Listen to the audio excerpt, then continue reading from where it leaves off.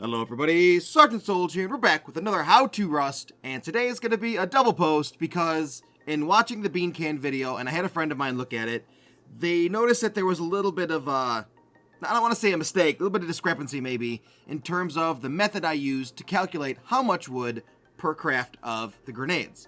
So what I did was, and I'm going to explain it in this video, and kind of explain a little bit more behind it of why I did it. I took a single stack of whatever ore I needed, so in this case sulfur, and I smelted it down, right? And I know it's not the most efficient way, but there was a reason why I chose that, because a single stack of ore with 250 wood gives us the most amount of charcoal. Now the mistake was assuming that you guys needed to produce more charcoal. Most of us, by the time we get to Beancan grenades or higher, we already have a large box of charcoal, so we don't actually need that. There was my mistake. I should have instead of choosing a single stack in a small furnace, I should have chosen either a 3 stack or a 4 stack, and the wood cost would have been a lot cheaper. But you also would have gotten less charcoal out of it. So what I've done was I've created 4 furnaces here, 5 if you count that one over there. And what I've done was I've taken 100 sulfur and the necessary amount of wood to smelt that 100 sulfur without wasting any wood afterwards. And it gives you a 1-for-1 sulfur ore to sulfur, of course, but also 190 charcoal. That's with 250 wood and a single stack.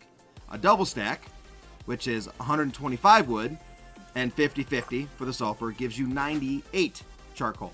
Significantly less, but if you have the room and you don't need more charcoal, split it up. Yeah, of course.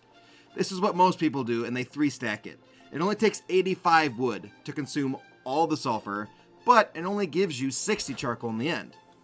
Last but not least, if you do a 4-stack, 25, 25, 25, 25 of 100 sulfur, it'll only cost you 63 wood. You'll get 47 charcoal afterwards, and of course, you'll get 100 sulfur powder.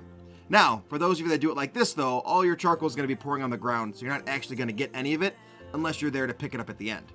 So what I did was I took some of the math from the last video, and I looked at it and I said, okay, maybe I'll just include it in this.